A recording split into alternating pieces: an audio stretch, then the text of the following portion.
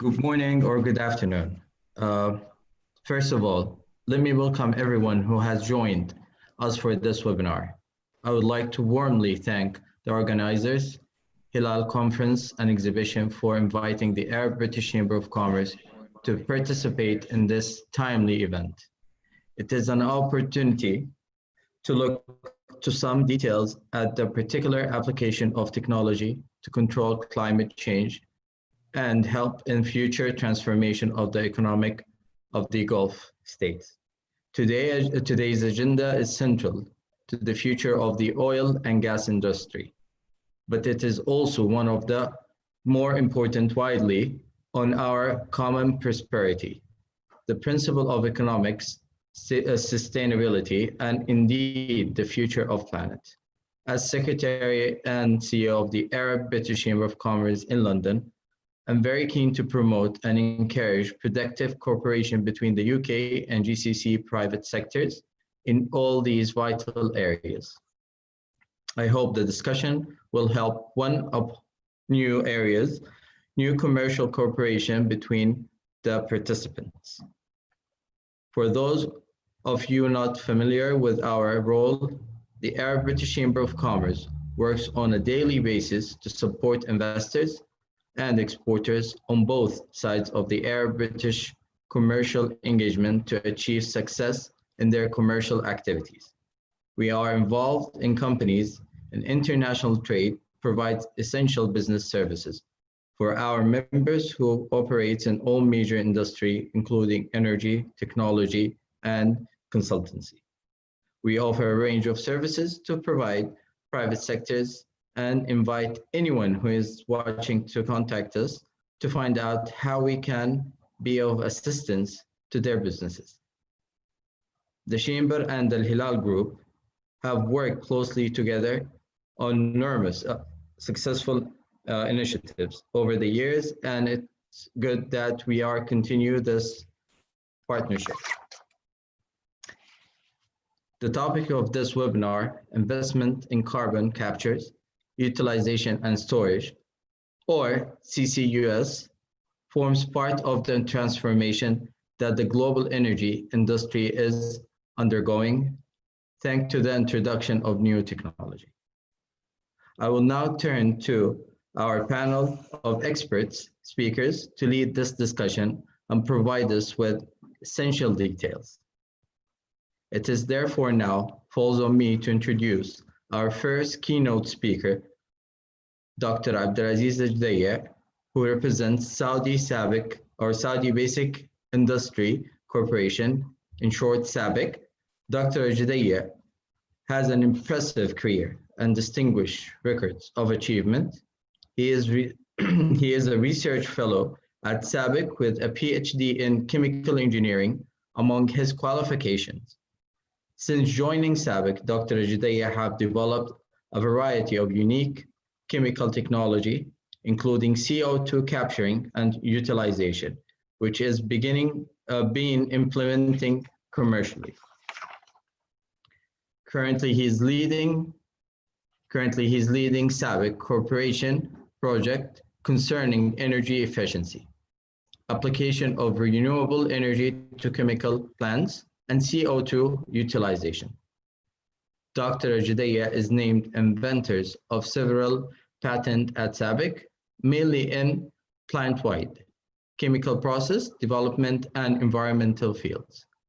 I now invite Dr. Judaya to begin his presentation. Thank you so much for the introduction. Great to be here, and welcome everybody to our CCU session.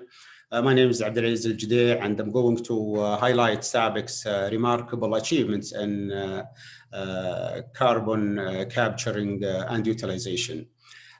First of all, sustainability is a core value to SABIC, key driver of our operations and business growth.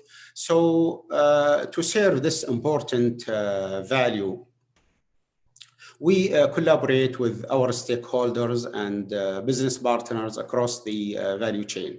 And we are developing innovative and sustainability solutions across the entire supply chain for our industries and products.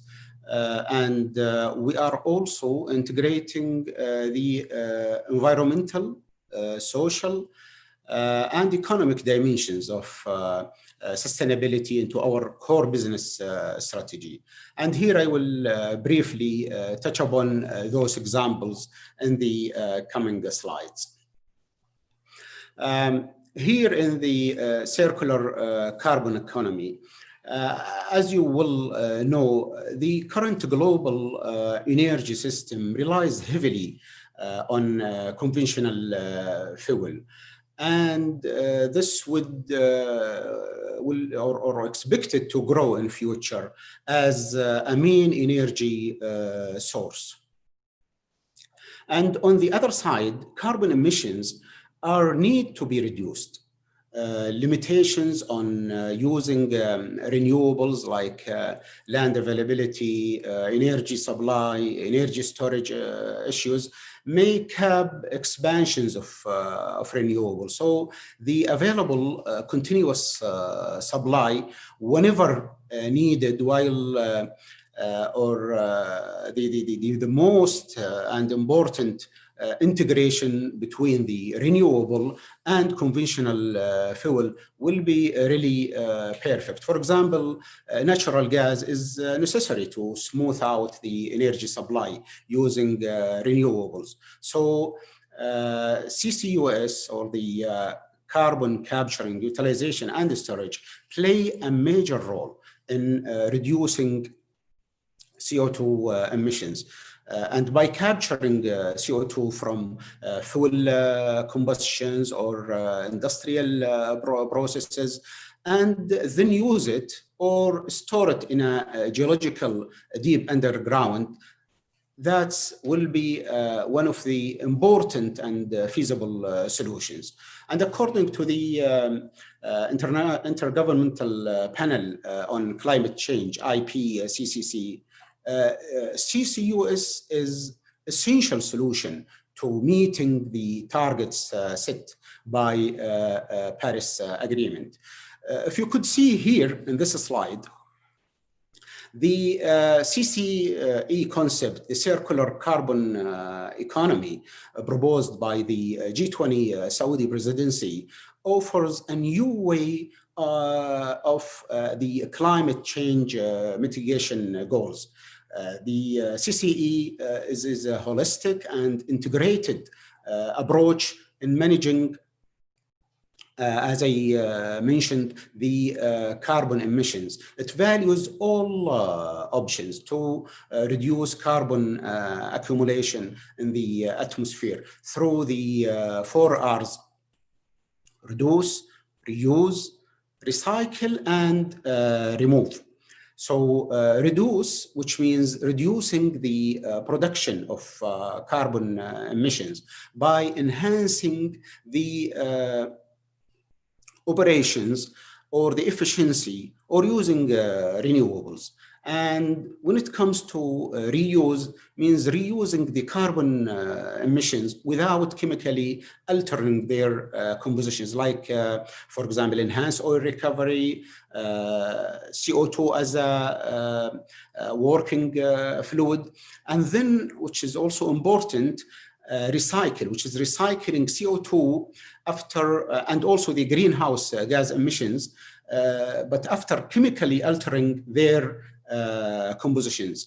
And I will talk about this in more details, using the CO2 in urea, methanol, oxo alcohols, and other, and also bioenergy is important part. And then finally, removing CO2 emissions is very essential and critical in the 4 R's, because when you remove the CO2 after they are already produced, for example, like the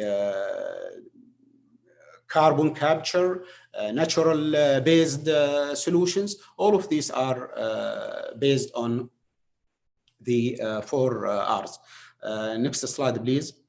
Here we can see the examples of CO2 applications. Again, as I mentioned earlier, that the IPCC and also the IEA, the International Energy Agency, have identified CCUS as the key technology or key technologies to achieve the climate change mitigation.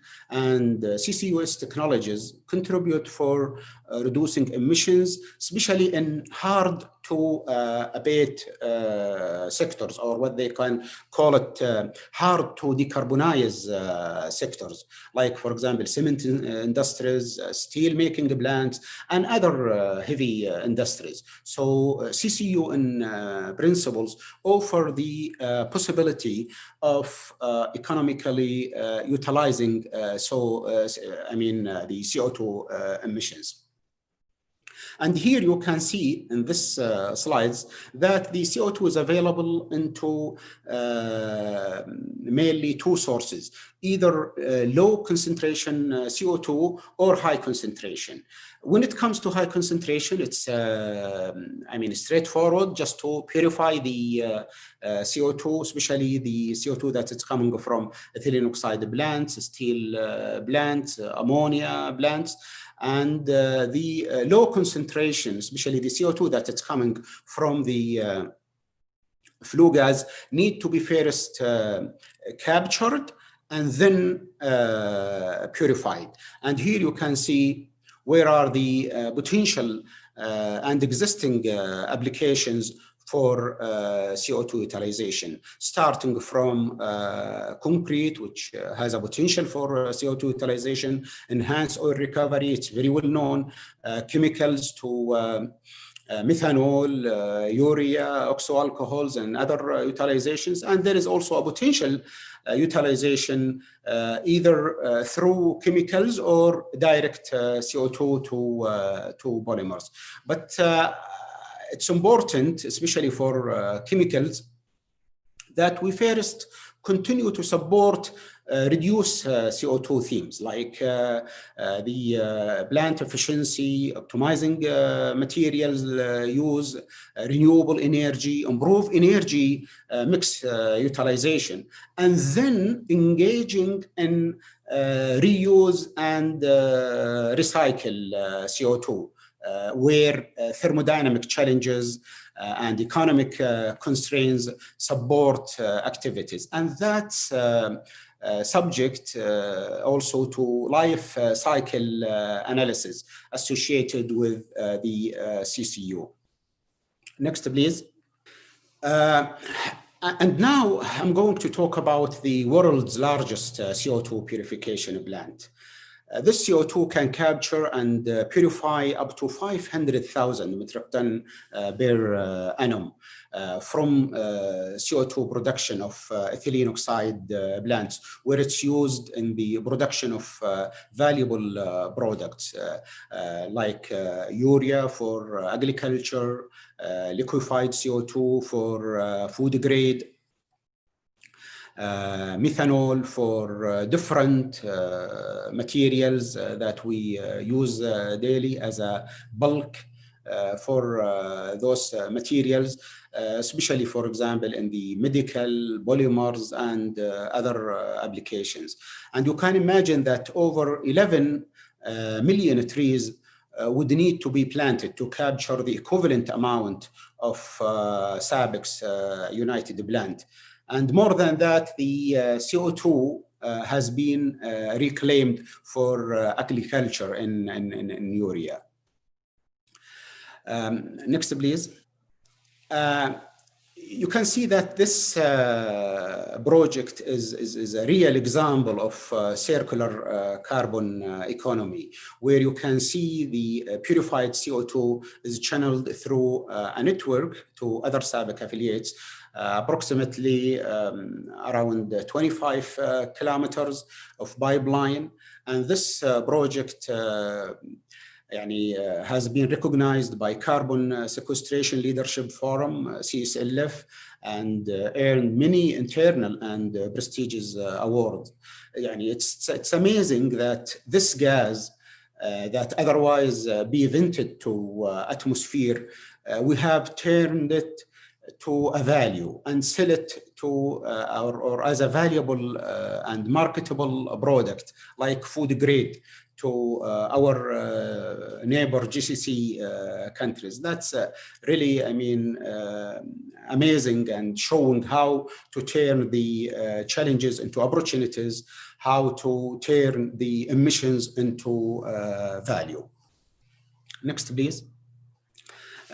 One more thing that I want to mention while we are here in the emissions to value. If you go about halfway down to the slide, you can see clearly that the CO2 is a non-conventional feedstock where you could utilize it for valuable products, starting from CO2 and syngas to produce methanol, or methanol to olefins, or methanol to propylene, MTP or MTO. So there are a lot of routes to produce polymeric materials through methanol to propylene or olefins. And also again for the polycarbonate, where we could utilize the ethylene oxide and CO2 to produce the valuable products.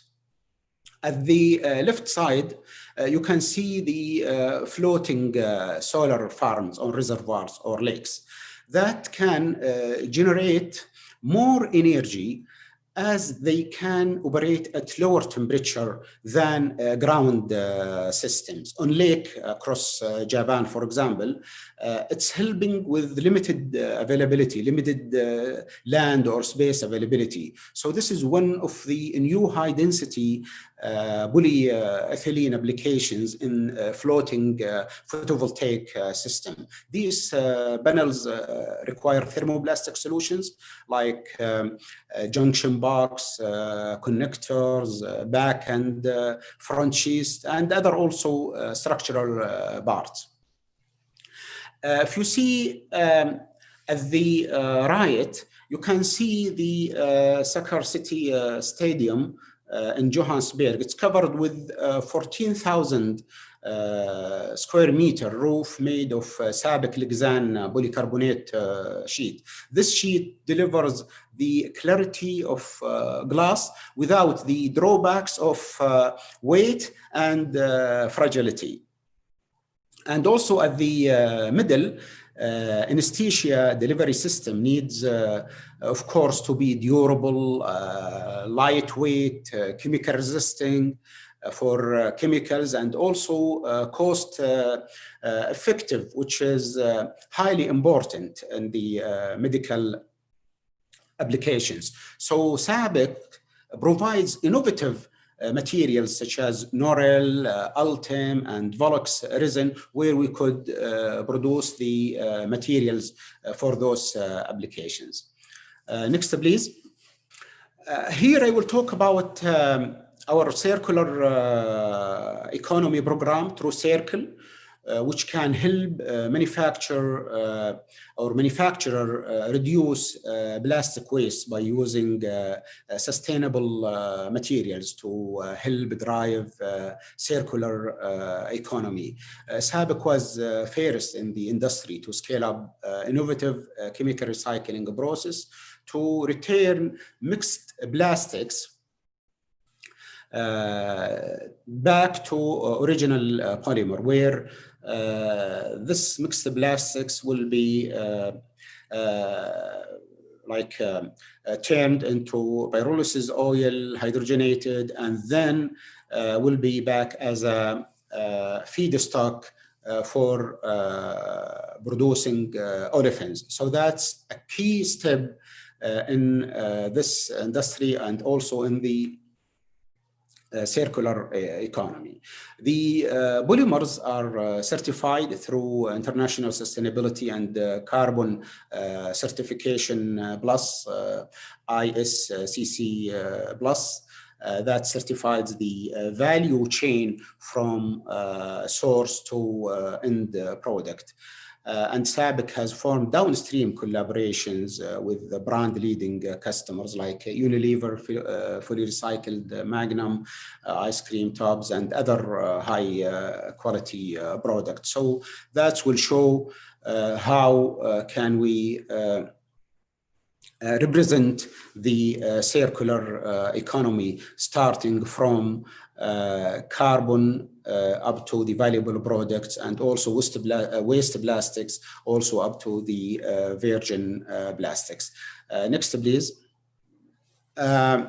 Here, ammonia and CO2 are reacted to produce urea for fertilizers, as I mentioned earlier. But now we'll talk about high purity urea, or technical grade urea, TGU, which can be produced after further processing of urea. And this TGU can be used for many valuable applications like cosmetic, pharmaceutical, and environmental applications. Next. Here, currently, some of the major pollutants that are produced from diesel engine are nitrogen oxides, the NOx. And NOx contributes to acid depositions, can lead to severe reduction in water quality. At high concentrations, even NOx can cause inflammation and health problems to human body. So SABIC is producing this high purity TGU, or technical grade urea, with a capacity of 80,000 metric ton per year.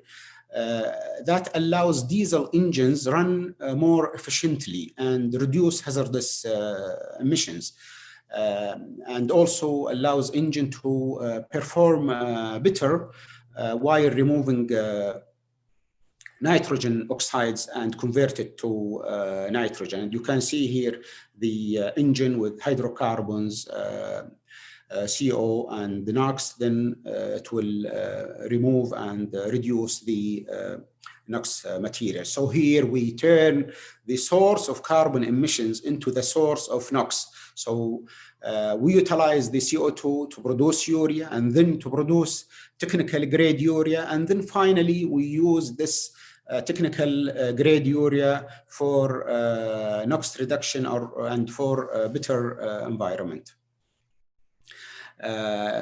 Next, please. Here I want to show the demonstration of blue ammonia supply chain. The slide shows the Saudi-Japan blue ammonia supply network demonstration, including the conversion of natural gas to hydrogen and then to ammonia.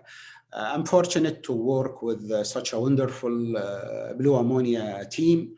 You can see the CO2 associated with ammonia production is captured from source for use in methanol production at SABIC's Benzina plant, and for enhanced oil recovery at Aramco's Al-Uthmaniyah field, and produced from the ammonia plant SAFCO. So ammonia is becoming now a new potential source of energy, as it is like a carbon-free emitter when combusted or decomposed for use in power plant.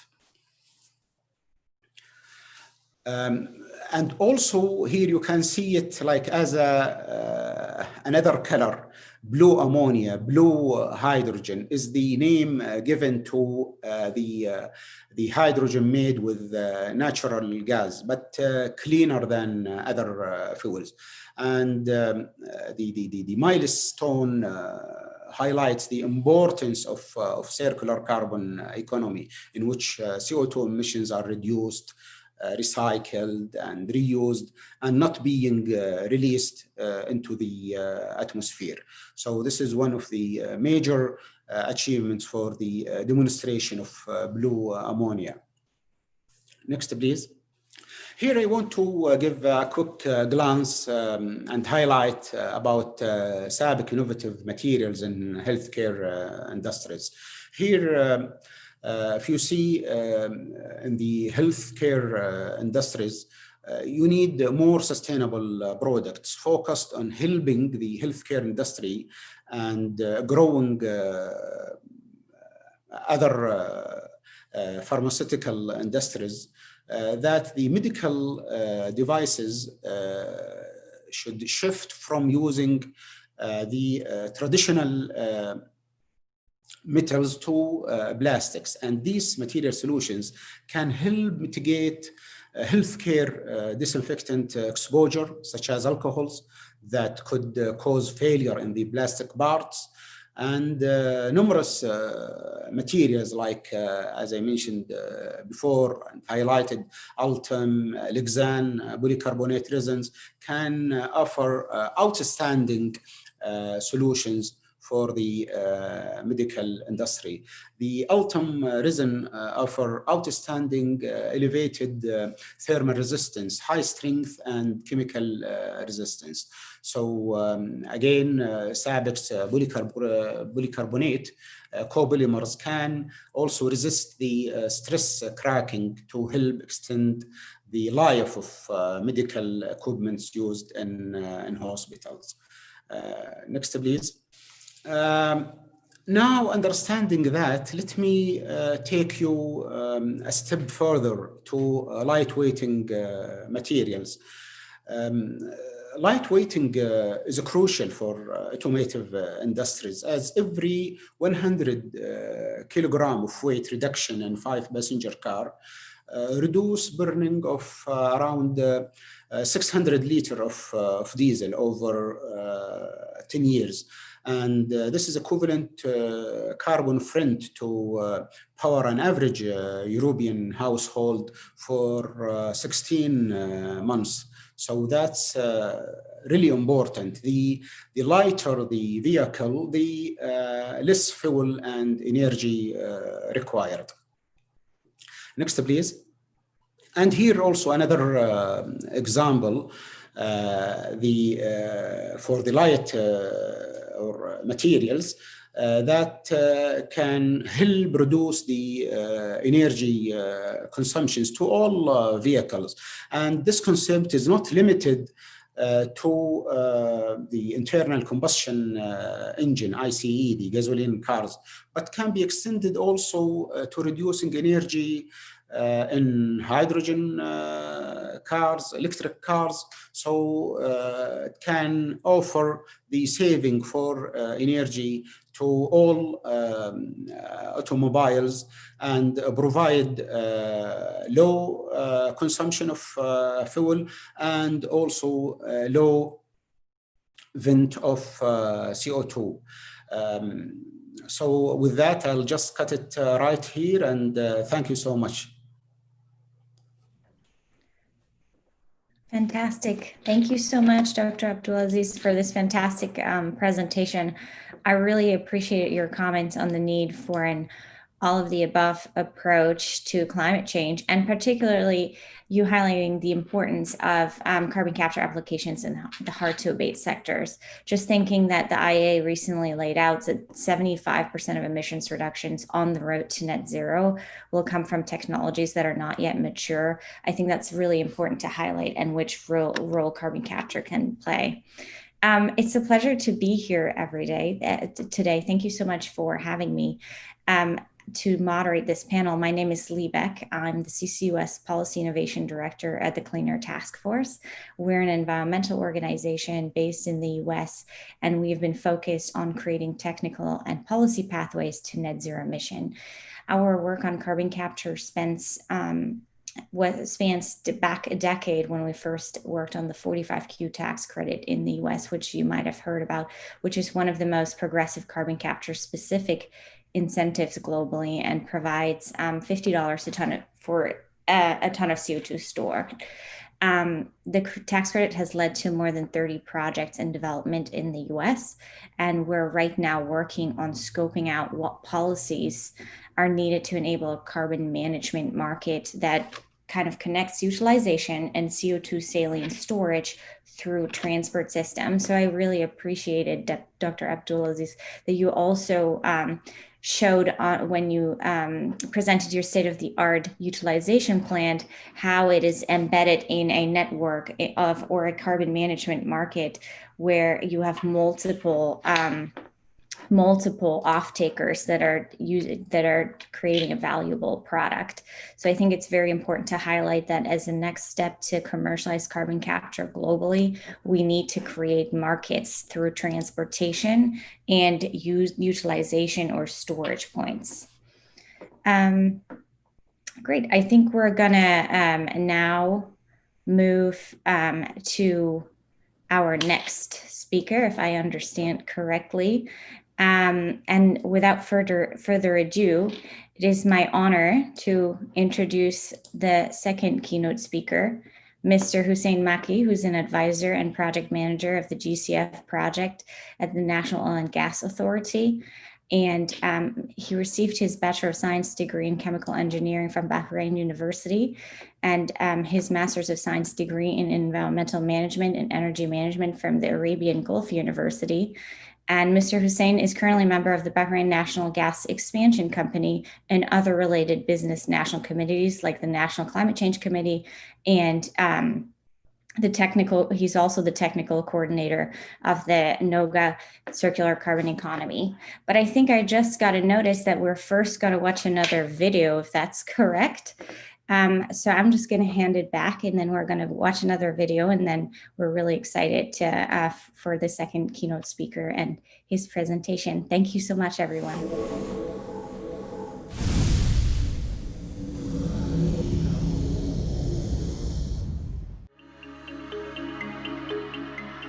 By 2050, there will be 9 billion people living on our planet, all needing food, water, energy, and homes to live in, all wanting to travel and communicate with each other. Much of the energy and materials to meet this growing demand will continue to come from fossil fuels, increasing emissions of CO2. We care about our planet for today and tomorrow.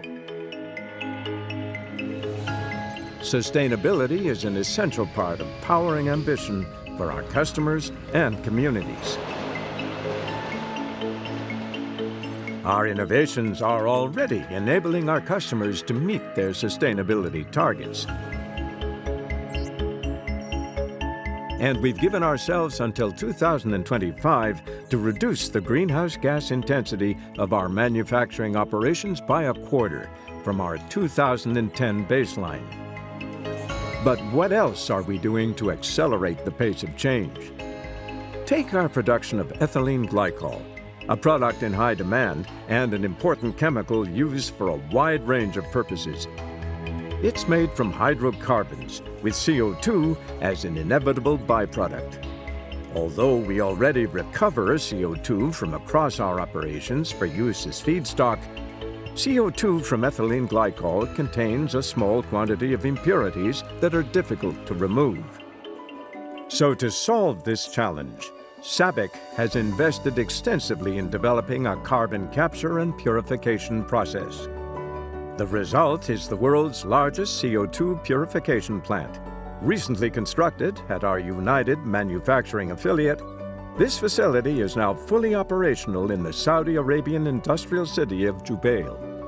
This plant has the capability to purify up to 500,000 metric tons of CO2 from ethylene glycol annually. That's the same amount of CO2 emissions produced every year from powering approximately 130,000 homes.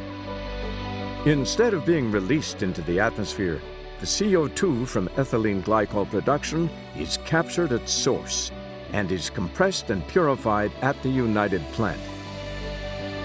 Purified CO2 is then distributed to our integrated network of affiliates to make useful and valuable products, like urea for fertilizers, or methanol, a building block for chemicals that is critical in hundreds of materials we use daily, and liquefied CO2 for food and drinks. At the same time, our scientists are innovating other ways of converting CO2 into valuable products, such as developing a catalyst that converts CO2 into alcohol during the natural gas reforming process. This project helps us increase resource efficiency and add more value from the same volume of natural gas. Through our ongoing efforts to recover more CO2 for use as a feedstock, we're leading by example, innovating to meet our sustainability targets and produce chemistry that matters.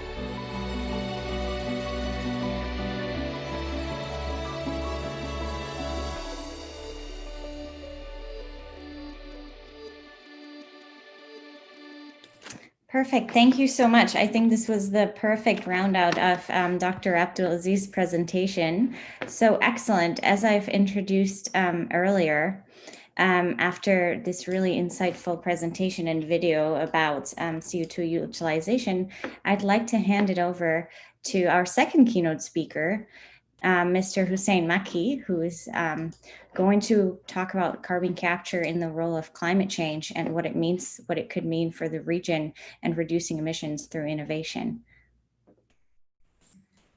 First of all, thank you very much. And thank you for the organizer for inviting me to this very important events. And thanks also for the moderators and for my colleague here.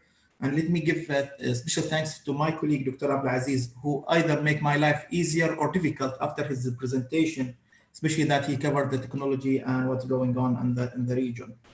But let me start by talking about the NOGA. NOGA is National Oil and Gas Authority. It's a regulator for the oil and gas sector in Bahrain, And under the NOGA, we have NOGA Holding, which is our investment arm. Then we have our operating company from the full chain, from the oil production till the petrochemicals. Let me also talk a little bit about our conference that we had in February 2020. Actually, when we start thinking about having that conference during the last COP, everybody talk about, are we ready to have a conference about the CCUS? And that at that time also the concept of circular carbon economy is early stage.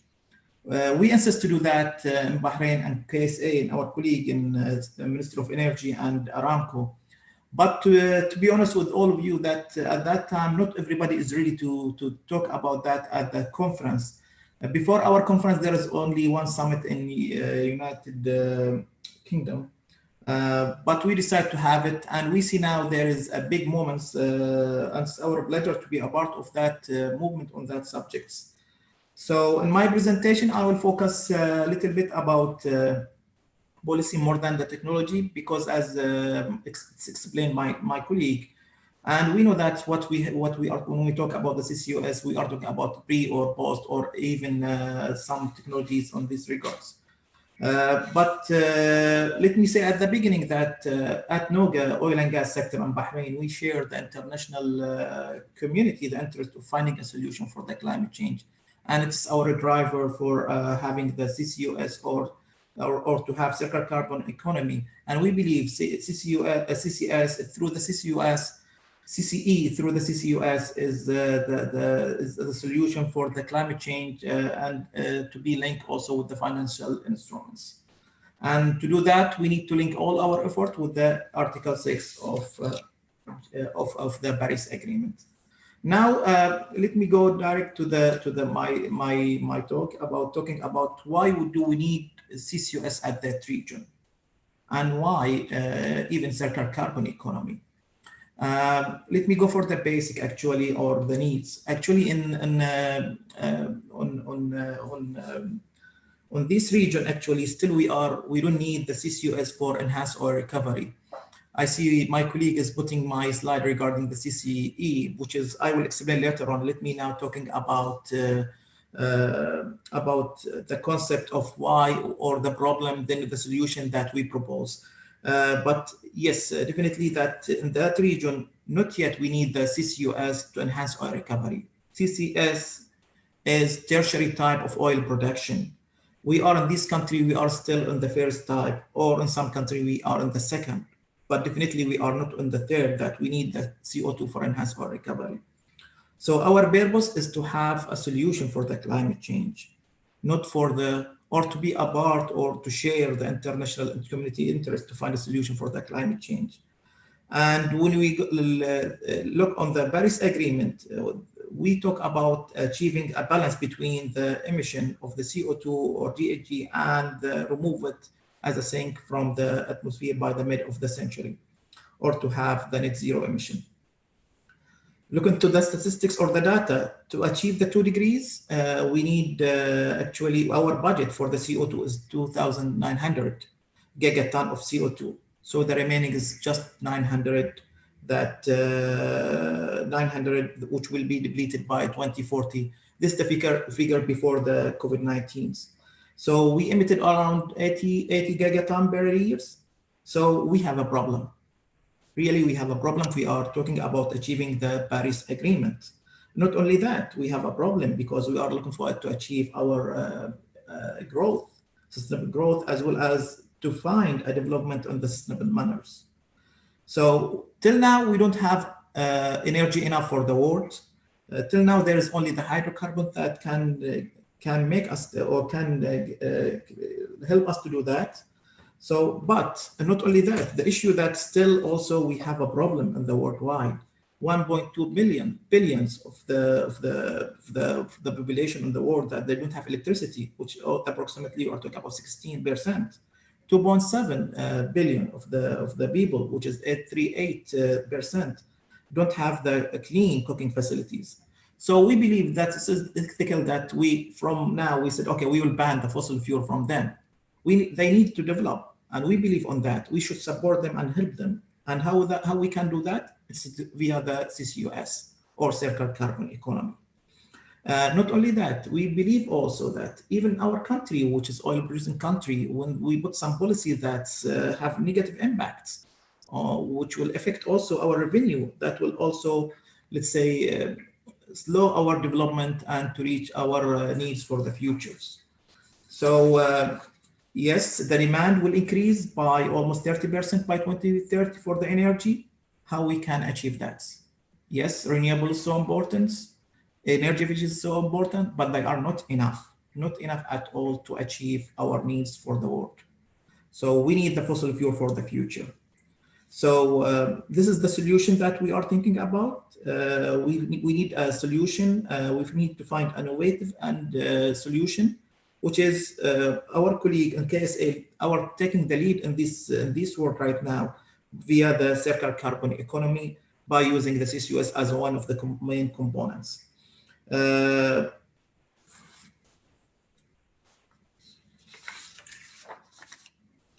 Again, I talk about the CCUS is the only one of the limited number of the technology that available right now, as my colleague Lee mentions, that can help us to achieve the Paris Agreement.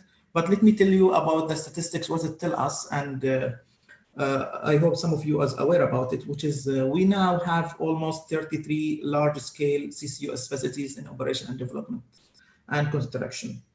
Expert mentioned that we need at least 2,000 large-scale facilities required by 2040 to meet the target. This means what? This means that at least we need 2 facilities per week, which we don't have it right now in the world. So to attain or to achieve the Paris Agreement, based on the technology available right now, we need at least 2 facilities by a week. So this is the situation right now. We believe in the GCC, since that this event is focused on the GCC, that we have the capability to lead the world in this technology, because we have the oil, or we are rich on the oil in this region. Thanks again to our colleague in KSA, because they lead us to endorse the CCE, the circular carbon economy, which is explained by my colleague, Dr. Abdulaziz, in last meeting in G20. As explained by my colleague, when we talk about the CCS, we are talking about the reduced amount of the entire carbon to the economy, or reuse it to make a valuable product, or recycle it through the natural-based solution, or remove it from the atmosphere, like to have a technology like direct air captures. Regarding the policy, which is again my area that I want to focus on, we believe that we have to have emission trading schemes, not only for the domestic, but what we need also for international, similar to what we have for the CDM, Clean Development Mechanism, but in different way. And we believe that we can, the private sector can play a vital role in this regard. Today, there is a lot of the mechanism that on the ground, like CORSIA, which is the carbon offset and reduction scheme for international. We have California low carbon fuel standards, and we have, which is CLCFS. We have also European Renewable Energy Directive. We have FQD, which is the Fuel Quality Directive. And we have also the 45Q, which is ILIC. And what I believe that we need it at the international level, at the international community. So as I said, I believe on that, and I see that's the good, let's say, approach and to achieve our objective goal from the Paris Agreement.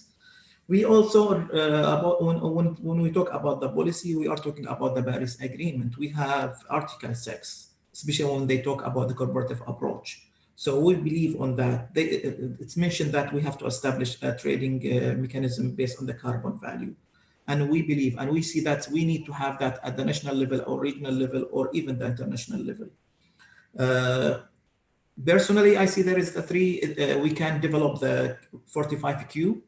And instead of have it like what they have in the United States, we need to have something else, like what we have to have 3 value for the CO2. Number 1, avoiding the CO2 for emitting the CO2. For example, that renewable. We need to give a value for that because we are, let's say, avoiding emitting CO2, which will help us to meet our target in the Paris Agreement. Second is utilizing the CO2 as explained by my colleague or mentioned by my colleague in his presentation in petrochemical for enhanced oil recovery or so on. So, for example, why I should do that now? Why Aramco should do enhanced oil recovery unless there is an incentive to do that? That incentive may come from national level, from the national, let's say, organization or entities, or from the international funds or what so on. We need also to encourage people to have CO2 storage. Why they do it right now? This is why we need to differentiate between the value of the CO2 based on our need and our objective on the worldwide. Let me talk a little bit about what we have right now also in the GCC, or the challenges that we face on the GCC, which is the price of the CO2. Due to the limitation of the CO2 in the region, I mean the capturing or utilize it. So the CO2 price is so high compared to other countries in the worldwide. So we need to reduce the cost. How we can do it? It's again, we not reinvent the wheel. We need to have a hub and clusters. But since now people are talking about the hydrogen and CO2 or capturing the CO2 from the SMRs, I think what we need right now, not only in this region, but also worldwide, to have integrated carbon and hydrogen hub and clusters network. We know that everybody's talking about integrated carbon hub and cluster network, but we suggest actually one thing that is in my mind, why we don't have one network for the hydrogen and CO2 together. We have in the Gulf also, there is a cooperation and talk between the GCC country, between Bahrain and KSA and United Arab Emirates. We are thinking about having the joint project. We was talking about the CO2, how much it will cost us. Maybe we utilize our the X pipelines. So there is some let's say talk and effort in the GCC, and we are looking for an innovative solution that can help. Regarding also the CCUS and the climate change, when we look for the NDCs, which is National Determinant Contributions, there are 13 countries that mention the CCUS as part of their solution or mitigations. 5 of them is from that region. Bahrain is one of them, United Arab Emirates and KSA is one of them. So most of our country in these regions talking about CCUS as a solution or as part of their commitment to the international community. As I said, we right now, the world emitting 14 gigaton per year. If we want to avoid that, just 5%, that we need $70 billion per year, based on the 35 ton of CO2. If we can, let's say, do some penetration and reduce the cost to the 20, still we need 40 billion per year. So there is a lot of investment that we are looking for, or we need to improve or to enhance that industry in the region. And we need the decision. I can assure you there is a decision now. We hear from our colleague in KSA at the ministerial level, from Bahrain, from KSA, from all of the GCC country. We need to have two things at that region. We have to have a CER for the carbon, and as well as we have to have an actual value for the CO2. Finally, I should mention that there is now a GCF, which is the Green Climate Fund, which is established to support the developing country, even including this country in this region, the developing country. And we should link our efforts on this regard with this kind of funds, which is established for that purpose. And finally, we need to also let's say, send a clear message for the international community from that events, that we should address climate change, and we can use the CCUS and CCU and the circular carbon economy as a solution for that subject, for the climate change, as mentioned or endorsed by the G20 leaders. As you're aware, that G20 leaders endorsed the CCE, circular carbon economy, before 2 years as a solution for the climate change via the 4 Rs, which is the circular carbon economy. By this, I ended by my presentation or my speech, and thank you again for the organizer. Thank you for you, to you, Lee, and for our colleague. And I am happy to answer any question.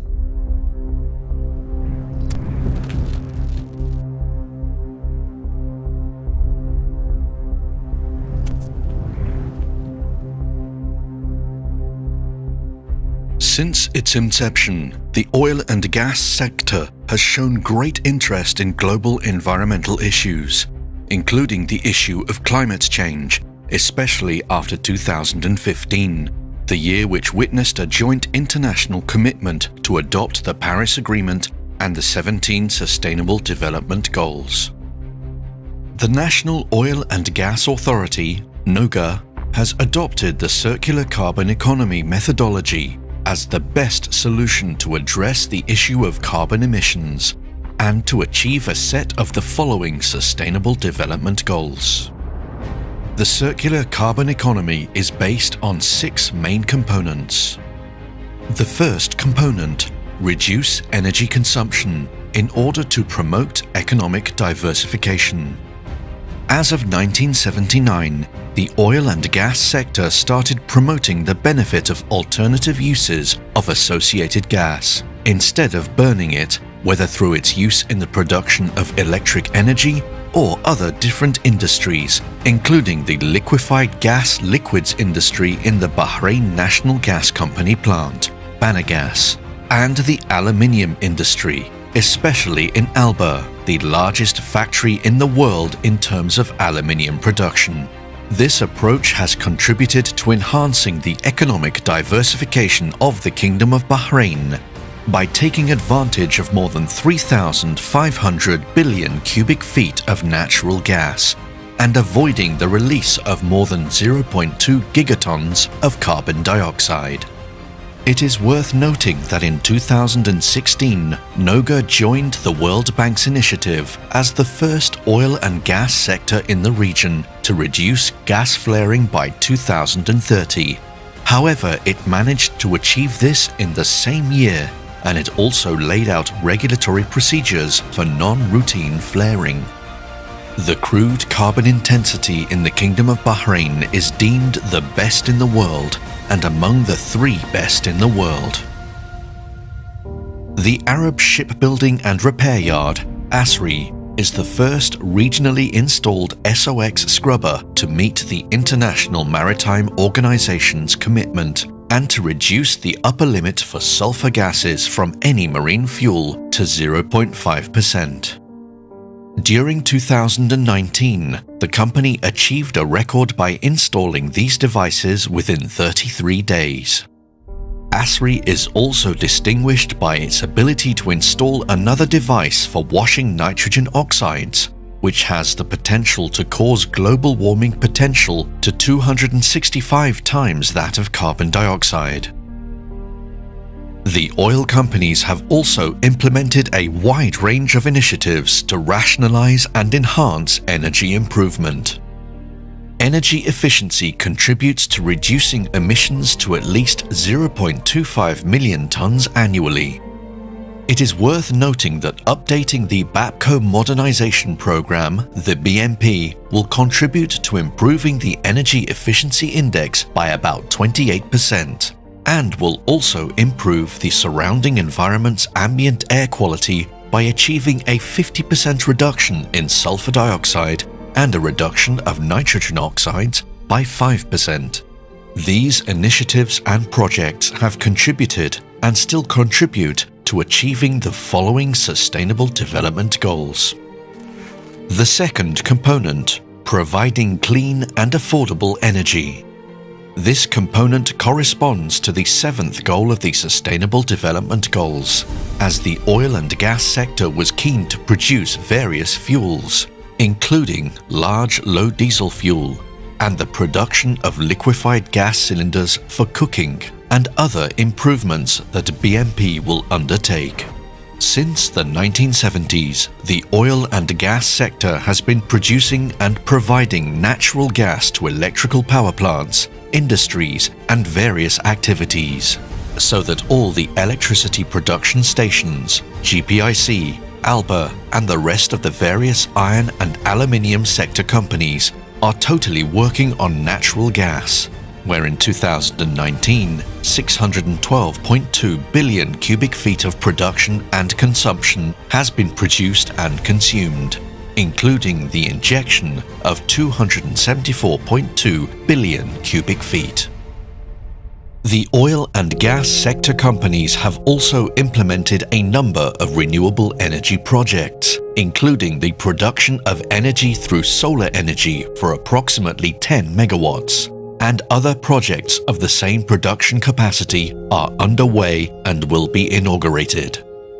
The Bahrain Petroleum Company, BAPCO, was recognized for its use of 3 types of different energy sources in the Princess Sabika Park, including hydrogen, solar energy, and wind energy. NOGA is working to take advantage of hydrogen fuel in the transportation sector by establishing the first hydrogen fuel station in 2020, where hydrogen fuel is currently being used in the Bahrain Petroleum Refinery, BAPCO, as well as within the petrochemical industry in the Gulf Petrochemical Industries Company, GPIC. Component 3. Capturing remaining carbon emissions.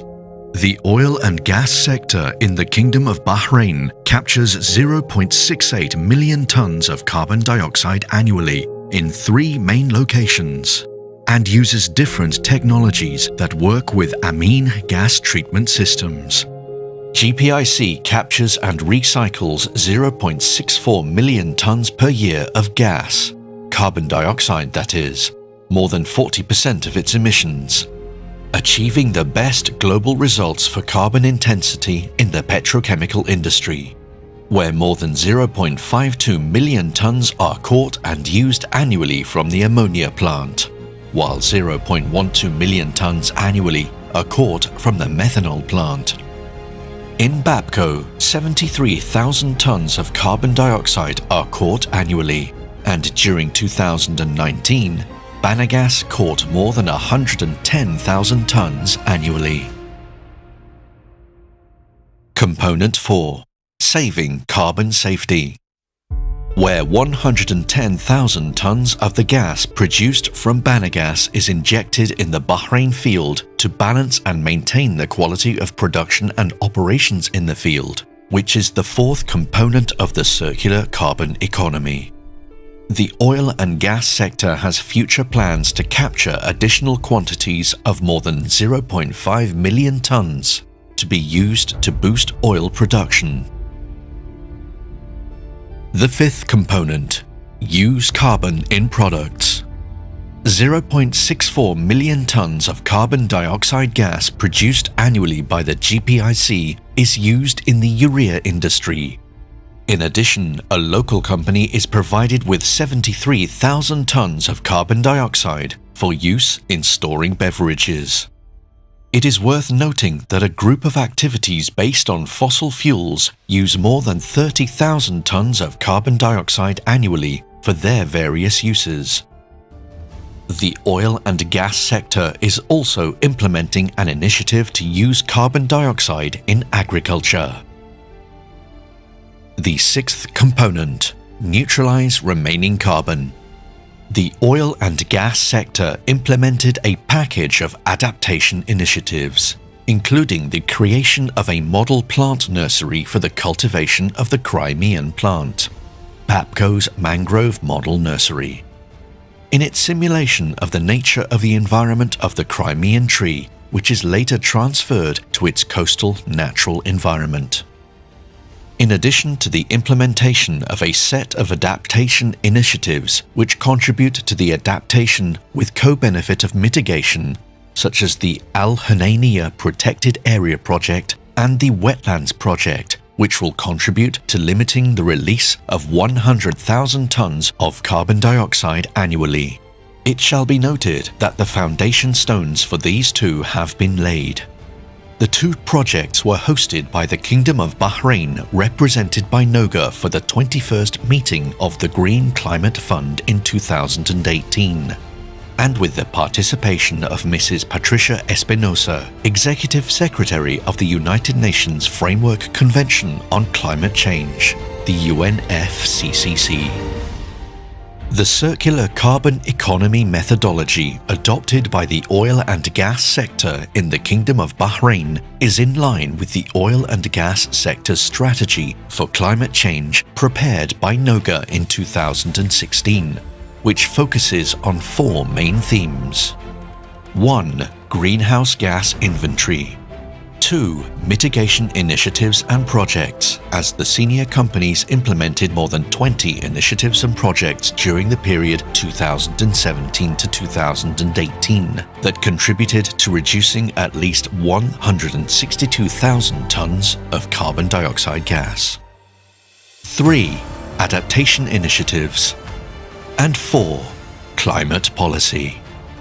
In the oil and gas sector of the Kingdom of Bahrain, we share the international community's interest in finding effective solutions to the issue of carbon emissions. And we believe that the way to achieve this is by enabling circular carbon economy, CCE, through carbon capture, utilization and storage, CCUS, and to provide financing for such initiatives through linking them with Article 6 of the Paris Agreement.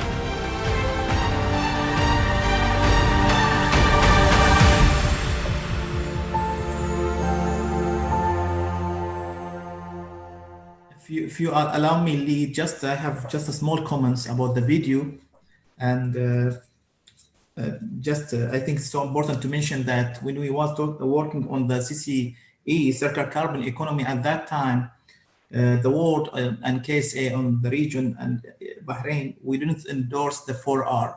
We talk about them, but wasn't endorsed. This is why we was talking about the 6 element at that time. But thank for our colleague in KSA, because they proposed the 4R, make it easier, better than the 6 components. This is number one. Number two, that now when we talk about the CCUS, it's remind me to the history for in the past we've layered the natural gas. People don't thought that there is a value for the natural gas at that time, so they've layered it. But now we see the world we use the natural gas as a main source of the energy, and we believe in Bahrain, and even I can say talking on behalf of my colleague in KSA, that moment will happen also for the CO2. we believe there is a chance now for CO2 to be similar to what we had with the natural gas in the past. Thank you. Excellent. Thank you, Mr. Maki, for your presentation and also this very insightful comments. I did want to highlight one aspect that you mentioned in your presentation, and that is the role of hubs and clusters, which I think ties in nicely with the circular carbon economy, because what you said is we don't just need hubs and clusters for CO2 storage, but we also need them to produce hydrogen and for utilization purposes. And I think this concept nicely pulls together what we've learned today is that and how it fits into the region. The region has fantastic expertise, as we've seen from Dr. Abdulaziz's presentation, really innovative companies, is world leading in utilization, but it also has world-class CO2 storage technology and abilities to really become this hub of CO2 storage, hydrogen production, CO2 utilization, and carbon capture. So I think this is a really a fantastic opportunity. So I'd like to now go to the Q&A, and I'm also inviting our audience to send us questions that they'd like to pose to our speakers. Dr. Abdulaziz, let's go back to you. We've seen a lot of kind of innovation in your presentation. So how do you think, and just tying the two presentations that we've seen together today, how do you think carbon capture, utilization, and storage can improve conventional and future technologies in the oil and gas industry? And where do you think we need more research and development to really make this a world-leading and viable technology in the future? Thank you so much for your question. We need to first answer about the how can CCUS improve the future technology. If we have, for example, the oil as a liquid, and if we shift to use the gas as a fuel, the oil can transform the liquid hydrocarbons to a wider range of chemicals and polymers, capturing CO2 at source for enhanced oil recovery or any other utilization. So this would enhance the operational and economic gains. And that's really, I could say, thinking outside the box, outside the tanker truck. Thinking outside the tanker truck will provide a creative solution. I'm talking about worldwide. Will provide materials that could be manufactured for a world-leading products beyond burning fuel as a energy in either power plants or vehicles. So I can say that even hydrocarbons can be optimized, but they cannot be fully decarbonized as life and materials stands on carbon. Another example of future technologies, like for example, blue ammonia is a great example of how CCU can help close the loop and create a circular carbon economy and achieve climate change targets. Technology really is a game changer in this field. And when it comes to research and development, there are a lot of aspects, especially reaching climate goals, require wide range and best-in-class technologies. Like, for example, we need to develop a cost-effective solution to capture CO2 and turn it into value. This growing space needs more R&D, requires the deployment of effective technologies. Let me give you, for example, in the power industries, in hard-to-abate sectors.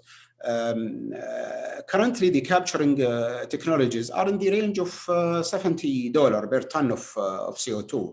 But there is R&D in the pipeline that could drive that forward a figure of merit in the order of $25 per ton of CO2.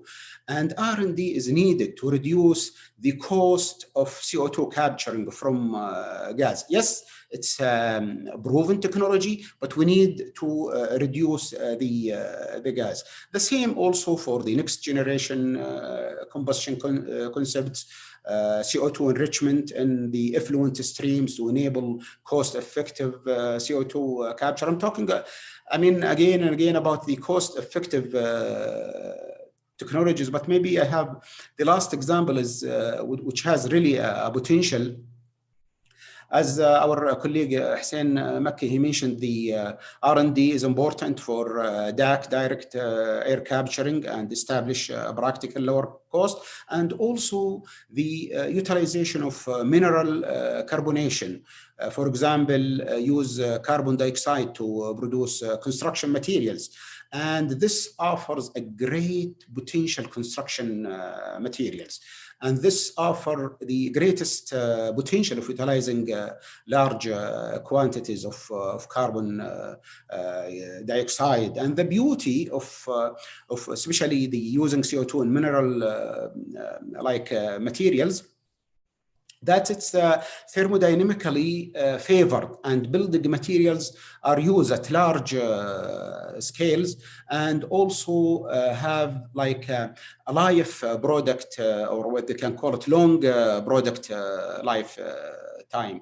So those are just examples, and I'm sure like further engineering work is needed.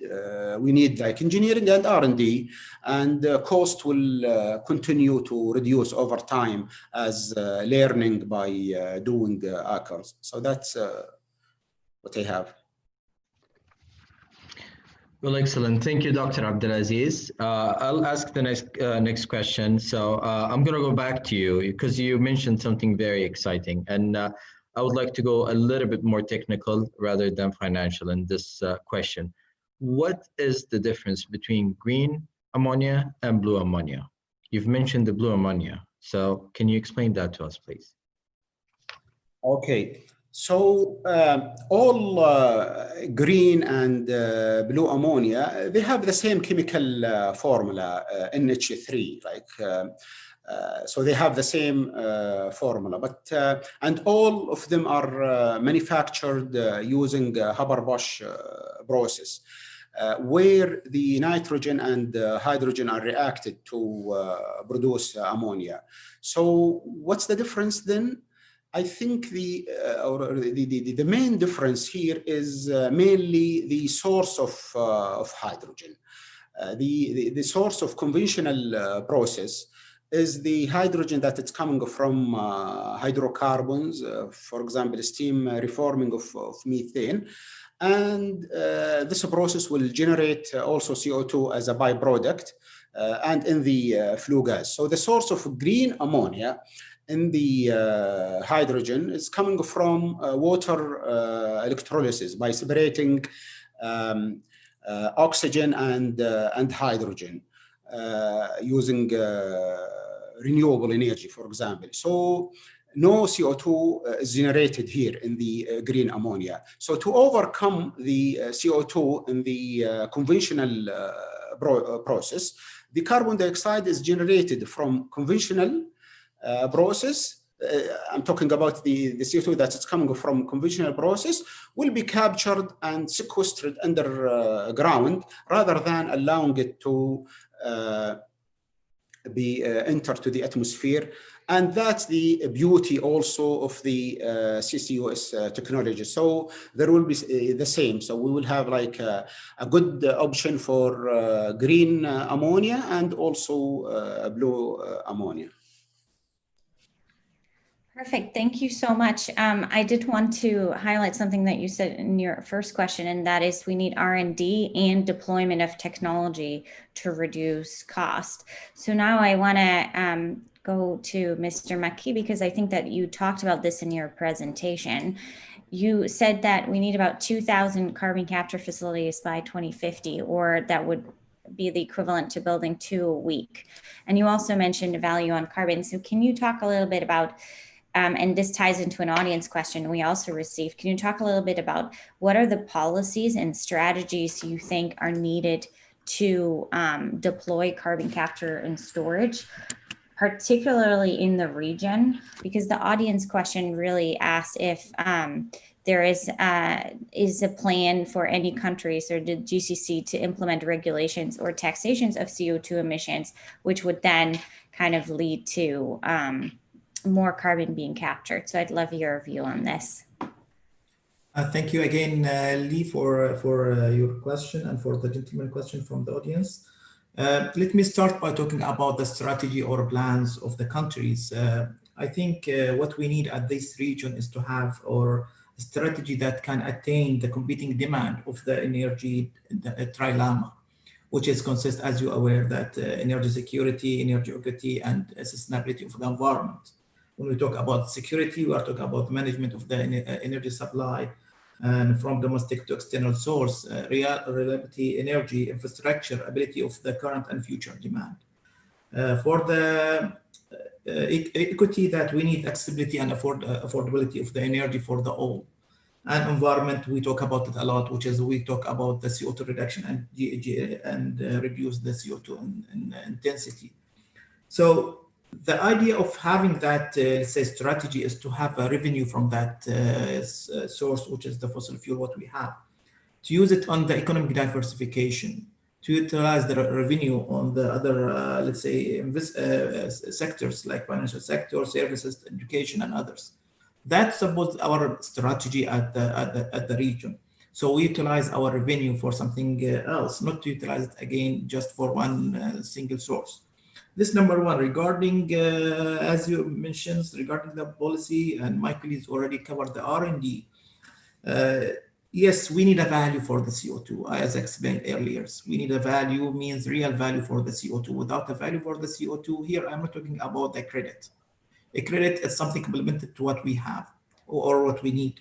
What we need is real figures for the CO2. If I want to buy CO2, how much it cost? Now, if I emit CO2, how much it cost? I'm not talking about here tax, because tax is something that have a negative impact on the industry. And again, a negative impact in development. What we need is to have a value for the CO2. This is the key for the strategy. And then we have, again, the market, which is we are talking about credit or CO2 credit or whatever. So what we need is two things: certificate for the CO2 reduction as well as a value for the CO2. And we need a policy, as I explained earlier, something similar to what you have in the United States, 45Q. But again, we need to distinguish between the three types of the CO2, avoiding one, the one that we are using for the industry, for petrochemical and everything, and one that we are going to store it in the ground. I hope I answered your question. Well, thank you, Mr. Makki. Another question for you. The Article 6 is the heart of Paris Agreement. Can you share your view in that specific article, please? Yes, Article 6 is talking about the cooperative approach, something that the heart of the Paris Agreement. I don't know how the participant or the audience is aware about it. So the main core of the Paris Agreement is Article 6, which is still pending. This is why the Glasgow conference, the Glasgow COP will be something very big, because we have to agree on how we can adopt or agree on the mechanism. There is multiple ideas here in this regard. Some of them is establishing something to similar what we had in the past, CDM, but they call it now Sustainable Development Mechanism. But that's not enough. We need to integrate all the initiatives which is within the Paris Agreement or what we agreed on. We need to link the market with the cooperative approach, with the CCUS, well, all things. So it will be not healthy that we work, separate all that policy that we are talking about. If we want to reach or to implement Paris Agreement correctly, we need to have that integration. Cooperative approach, which is talking about the market, should be linked with the international funds like a GCC for others, and also link with the other initiatives. You should count what we did on that region for reducing the CO2 or to improve the environment and the planets. Again, I don't want to repeat that we need to focus on the 3 types, because also it's linked here, which is again avoiding the CO2 and as well as the utilizing the CO2 and storing the CO2. That should be also a part of that, let's say, agreement on Article 6 in Glasgow next year. Perfect. Yes, thank you. I agree with you. And I think there are currently multiple proposals globally emerging of how national and international CO2 storage schemes should be linked to, as I said earlier, create a market. I did want to go back into the region and go back to Dr. Abdulaziz. Can you talk a little bit about how you see cooperation going forward and what strategies you think the GCC could implement to further collaborate on carbon capture, utilization, and storage? Well, that's a really important question, and I need also like to highlight, especially if we see the opportunities for further cooperation, like collaboration with industries and sharing CO2 capture and scale-up knowledge to accelerate deployment of CCUS, maintaining the highest environmental standards, integrating conventional with renewable energy, setting optimized portfolio of energy mix for less intensive technologies like CSB and enhanced oil recovery. There are some potential projects for that, and that will provide a wide range of solutions and leveraging expertise and collaborations. And also, I think it's the collaboration with governments in setting up the required infrastructure for building the CCUS hubs to reduce the cost of pipelines. The investment of CO2 pipeline network is a big hurdle for single company. And I mean, since around 54 or 55%, almost, I could say half of carbon dioxide that it's will be captured till 2050 in the 2-degree scenario will come from industrial applications, according to the IEA. So CO2 hubs are important of sharing the pipelines infrastructures, which can utilize more and efficient by several industries. So capturing emissions from the many smaller industrial sectors to help low cost, and also to fulfill the scale up and the deployment of CCS. There are some also industrial are having what you can call it real low-hanging fruit. They have concentrated CO2 and they don't need to capture, but they need like hubs that are close to them so they can get it as an optimal solution for them. And the partnership between governments is important, with policymakers, public, private sectors, including banks, to invest in CCU and other industries. Just to give like example of SABIC and SABIC's affiliate, they are leading example in CO2 integration, where they have established a network allow SABIC and its affiliates to maximize resources efficiency by enabling integration between multiple sites. And that's, I think I highlighted clearly in my presentation. So that's what I have from the at least collaboration. Okay, perfect. Thank you so much. I appreciate the mention of infrastructure. As I said, we're working on specific policy in the US to really allow this infrastructure build out to reduce the cost of infrastructure and carbon capture. I think we're a little bit over time. So, Mr. Maki, I will invite you to add to this what you think is important in the region to really demonstrate and build out carbon capture and storage before we have to close out in just a few minutes as closing remarks. Thanks again. Just to add to what my colleague mentions, that at the governmental levels, that actually we had 3 coordination workshop on the GCC. 2 of them is under the SIM, Ministerial Clean Energy Ministerials and Mission Innovation. As you're aware that United Arab Emirates is and KSA as both of them are member on the SIM and Mission Innovation, and we are observer on that 2 initiatives. And we are planning to have the 4th one now, and maybe in Bahrain by earlier next years. So there is a cooperation between the governmental. What we decide recently is to bring also the industrial sectors to be on that cooperation or meetings to encourage that industry also, and to enhance the cooperation between us. As I mentioned earlier, there is an idea that we work on it to have a mutual project between Bahrain and KSA. That idea, let's say, delayed due to the COVID-19, unfortunately, but also because we was focused on other, let's say, events like what we had in February, and because of G20, also the big event of the KSA. There is also some cooperation, as I know from my colleagues, that between KSA and United Arab Emirates.